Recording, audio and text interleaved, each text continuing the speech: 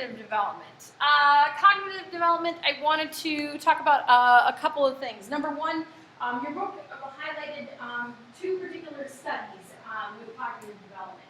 And as I mentioned, I don't know why they put them in this chapter rather than in the research chapter. It kind of fits, but stretch. So, do you remember the two types of studies that they talked about in studying cognitive development with older adults? Your intelligence. It's the linear one, and then it's like the one that's one person or a group of people over time, and then it's the bunch of people at different ages. Yep. So first type of study, because they were studying whether or not do you lose your intelligence as you get older. Okay, basically, are you getting dumber as you get older? Do you forget things? Well, one study they did was something called a cross-sectional study. And cross-sectional studies is where they take a whole bunch of people at different ages. So there will be some 20-year-olds, some 30-year-olds, some 40-year-olds, 50-year-olds, 60-year-olds, 70-year-olds. And they will give them cognitive tests. So they will maybe give them tests similar to like the SAT, a lot of analogies and vocabulary and things like that. And they will give them the tests, and they'll look at how they performed. And what they found was that these kinds of tests, older adults, if they were speedy tests where you had to do in a specific time period, how did the older adults do compared to the younger adults? Not very well. They were doing really poorly. And they said, well, see, you lose your intelligence as you get older. But people looked at it and they said, okay, wait a minute.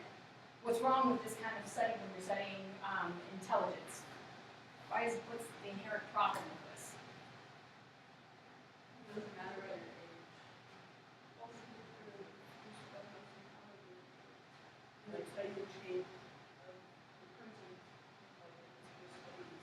this group is intelligent, this group is intelligent, Yes, so it's not looking at your intelligence over time, it's looking at the individual age groups and how smart they are. And so what they found was there was generational problems, okay? So the 20-year-olds are this high-tech generation that, is used to speedy, fast things, and, the 70-year-olds are from an older generation that, they did things a little bit slower, okay? Does it mean it's wrong? No.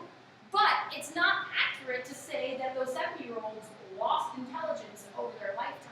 It's not accurate to say that because you're looking at apples and oranges. You're looking at two different kinds of people, okay? So instead, they do what they call longitudinal studies. And longitudinal studies have where you study the same people over a long period of time, okay? So what they found was that with longitudinal studies, they could actually predict better what happened. So when they actually looked at that, they did find there is a difference in types of intelligence. And they found that it depends upon what kinds of things you're asking people to do. If you're asking for speed and new ideas, yeah, older people are going to have a harder time with that than younger people, than when they were younger. But if you're asking them to use their accumulated knowledge as a 70-year-old, they're going to be much better than, say, for example, somebody who's 30. Okay? They remember vocabulary, things like that, a lot better. So, one example of a longitudinal study is a series that was started in 1964, I think it was. I think that's what it was. 1964. It was a study done in the UK. It was called 7 Up. And they took a bunch of 7-year-olds and they sat them down and they talked to them about what their hopes and dreams are for the future. What do they want to do? Okay? And then they went and visited them every 7 years, like clockwork. And they do this documentary every 7 years, and they interview the same people every 7 years and talk to them about, okay, where are you now? As 14-year-olds, do you still have the same hopes and dreams that you had when you were 7? At 21, how many of those hopes and dreams have you accomplished? How many of them have changed? What opinions have you changed? It is now up to 56. This is the most recent documentary that they've come out with. And they have, like I said, the same series of adults. So I do have a clip for you, and this is like the trailer for the, if I remember correctly, or this is a snippet. This is a snippet. It's a clip of this one guy, Tony. Is it info in the front? Yes. Tony was brought up in the East End of London.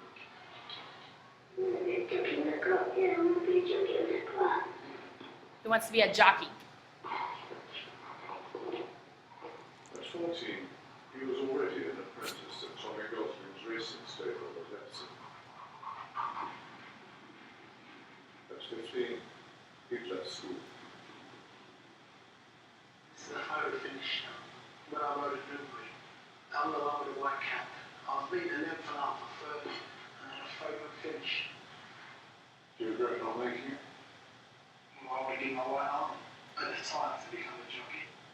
But now, well, I wasn't good enough. My way gets fulfilled in life. When I rode a captain, in the same race as Leicester Pig. Fairness now on the way. You let it go. I let it go. What will you do if you don't make it as a jockey? I don't know.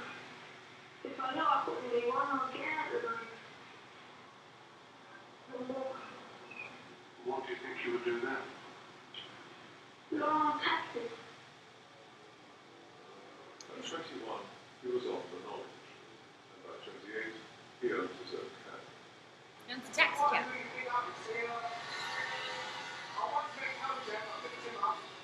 I'll give you a story which happened. The doorman called me up, and it was Buzz Aldrin, the spaceman. We drove out the forecourt of the hotel, and a cab pulled up. And the taxi driver said, "Can you get his autograph?" So I heard it. I said, "Mr. Aldrin," I said, "Can I have your autograph, please?" And he said, "No, I don't want his autograph. I want your autograph." And I couldn't believe it. I said, "You're joking, ain't you?" And to this day, I thought myself, you know, I'm more famous than Buzz Aldrin. He was the second man to land on the moon. So it kind of gives you a little snippet of looking at they look at several different kids, like I said. They're now adults. They are all 56. They all have different little stories to tell about where they are in their lives. What are their hopes and dreams, and how has their input changed? There was one, I used to show one when they had 49 up, that was a woman who talked about that she wanted to get married and she wanted to have kids. She got married fairly early, and I think it was, they talked about, I think it was 28 up, that she was talking about her marriage, and she was just like, well, it is what it is. You got married young, you kind of give up your life. And she had kids young. By 35 up, she was divorced. And she talked about that, you know, she got married too early, and that she really didn't know what she wanted. And then by 49 up, she was dating somebody else. And she was talking about, well, you know, we're dating. I don't know if we're going to get married again. We're engaged, but who knows, okay? But the point of longitudinal studies is kind of looking at how do individuals change as they get older. And so it's a really, really unique study. And if you ever get a chance to watch any of those, particularly, not necessarily the first one, but some of the older ones when they are older and they can kind of talk about, and each documentary talks about individual people and where were they then and where are they now. And it's very interesting to look at how much they have changed, but also how much they have stayed the same. So that's the idea and purpose of a longitudinal study. Now, when in your book they talked about longitudinal studies, they were looking at types of intelligence. And they talked about two types of intelligence. What were the two types of intelligence? Remember?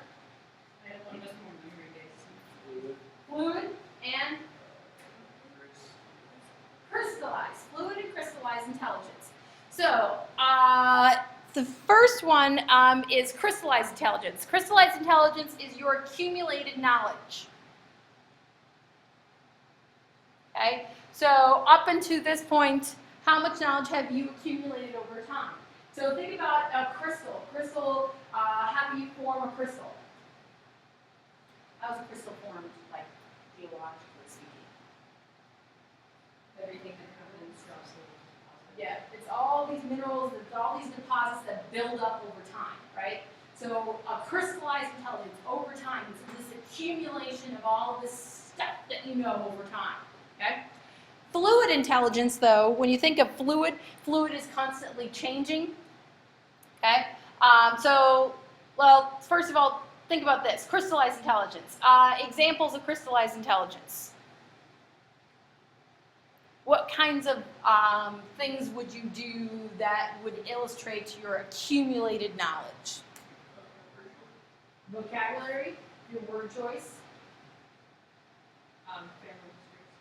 family histories.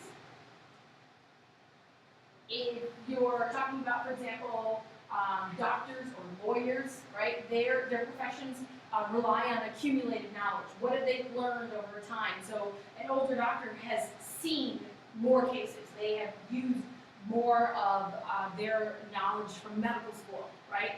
So they can look at, somebody, they can diagnose somebody based off of their accumulated knowledge over time, right?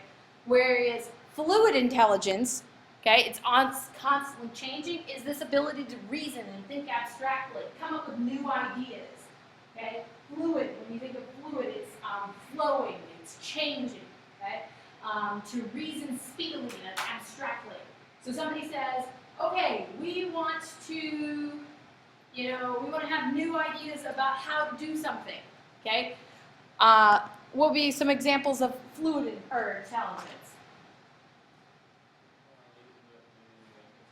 Inventing something?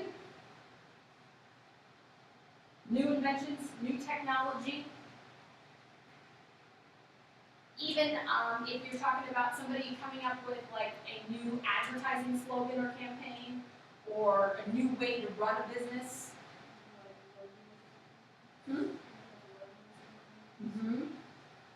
So these are all going to be new ideas.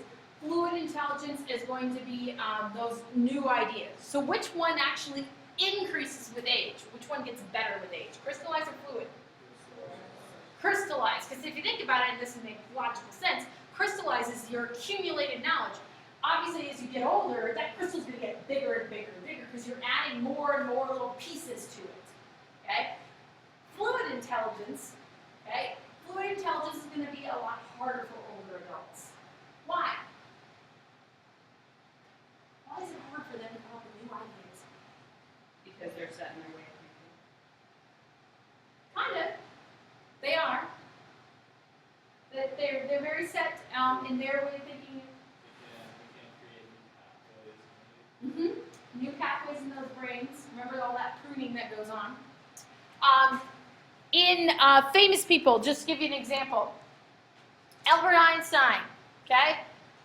They talk about his wonderful year where he had all these things going on. He had published, four papers or four books. And he was working as an apprentice someplace, and he had all these huge things that were going on.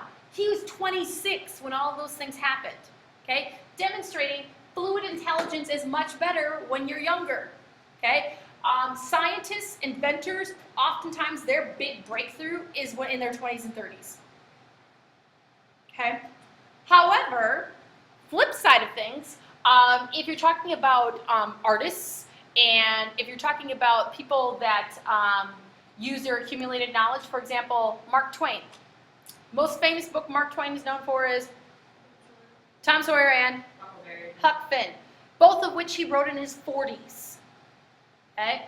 Those are going to be accumulated knowledge, and he wrote those based off from his experience as a steamboat captain, right? He had to go through that first in order to be able to write both of those stories.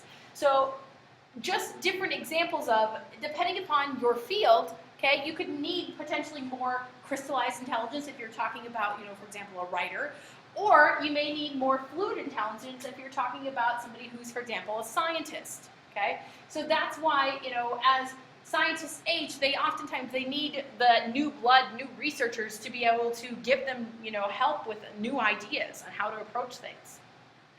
All right, anybody have any questions about the difference between crystallized and fluid?